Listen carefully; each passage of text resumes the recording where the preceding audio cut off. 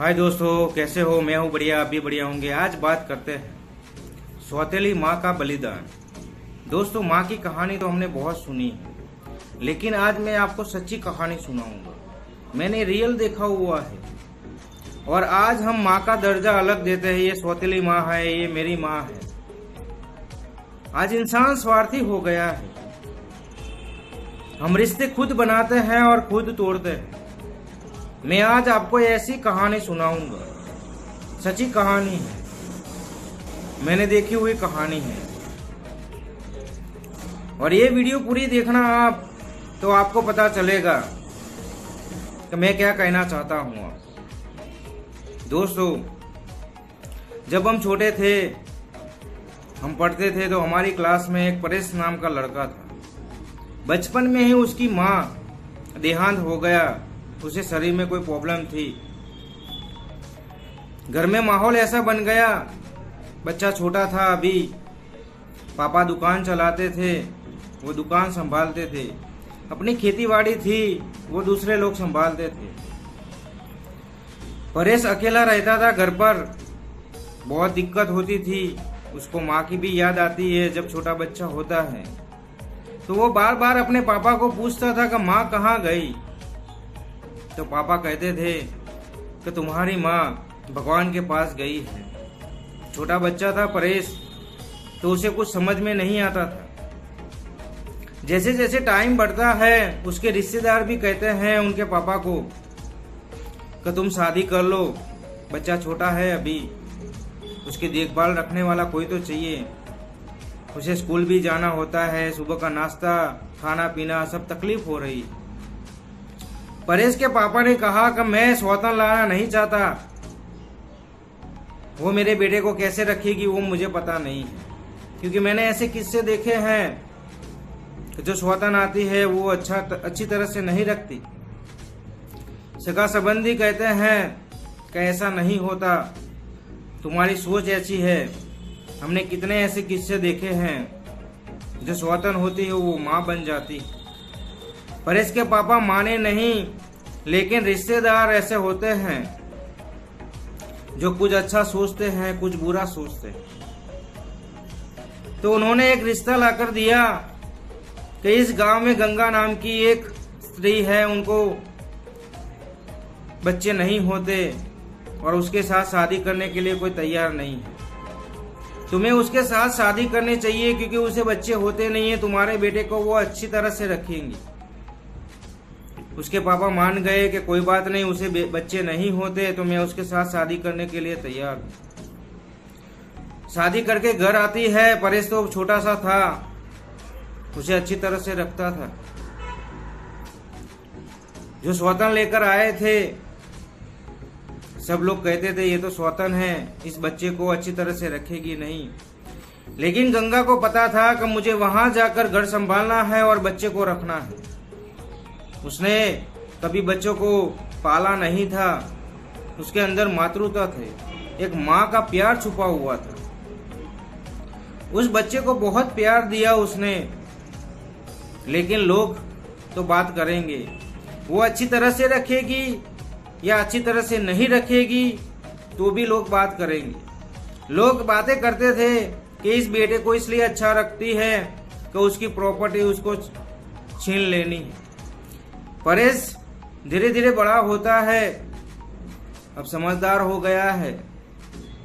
लेकिन गांव वाले उसे कहते थे ये तुम्हारी सौतेली माँ है। तुम्हारी माँ तो बचपन में ही गुजर गई थी, इस दुनिया को छोड़कर चली गई थी। परेश के माइंड में वो नफरत पैदा करने लगे थे माँ के बारे में। लेकिन वो गंगा उस बच्चे को अपने बच्चे जैसा रखती थी। अपने ऐसे कभी फील नहीं किया उसने कि ये मेरा बच्चा नहीं है।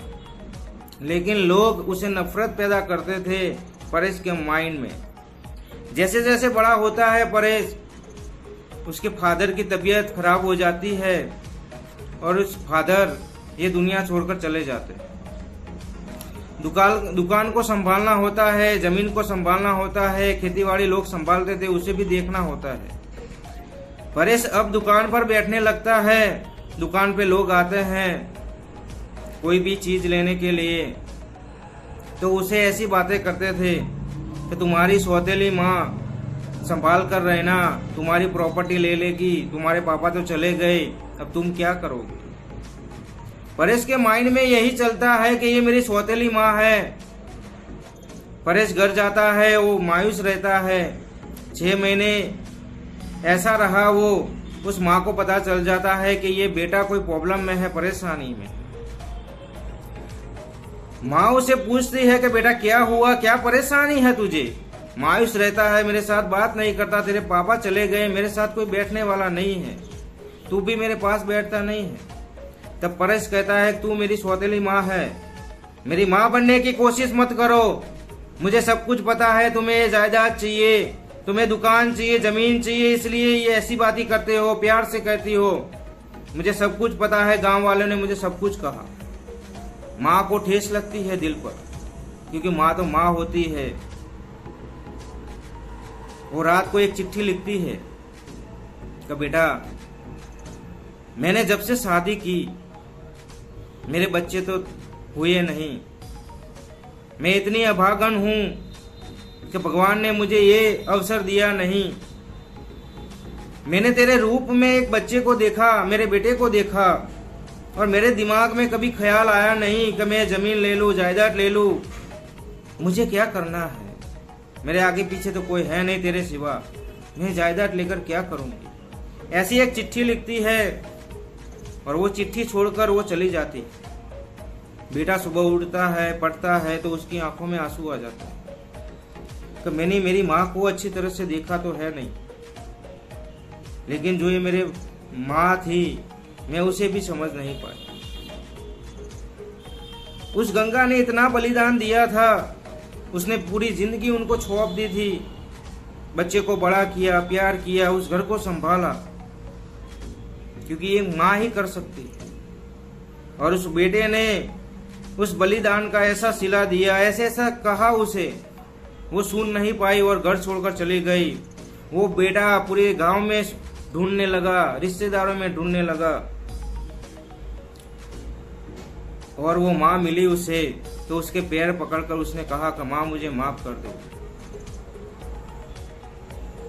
लोगों ने कहा और मैंने सुन लिया। तब माँ ने कहा लोग तो सब कुछ कहेंगे, लेकिन मैंने कभी ऐसा नहीं सोचा कि मैं तेरी जायदाद ले लूं, मैं तेरी दुकान ले लूं, मैं तेरी जमीन ले लूं। मुझे ये सब कुछ नहीं चाहिए, बस तुम्हारा प्यार चाहिए, मुझे माँ कहने वाला कोई चाहिए। मैंने बहुत बलिदान दिए हैं मेरी जिंदगी में और मैं ये सुन नहीं सकता। तो दोस्तों इस कहानी बस यही बताना चाहता हूँ कि लोगों की बातें मत सुनो। लोगों की बातें सुनोगे तो आपका संसार बिगड़ेगा, आपका परिवार टूट जाएगा। और जो ये माँ बेटे का रिश्ता था उसे भी तोड़ दिया लोगों ने। इसलिए लोगों की बातें मत सुनो। और हर सौतेली माँ बुरी नहीं होती, माँ तो माँ होती है, उसे समझने की कोशिश करो। ये रियल कहानी है, मैंने देखा हुआ है। और दोस्तों ये वीडियो पसंद आए तो अपने दोस्तों में शेयर करना। मैं मिलता हूँ नेक्स्ट स्टोरी में।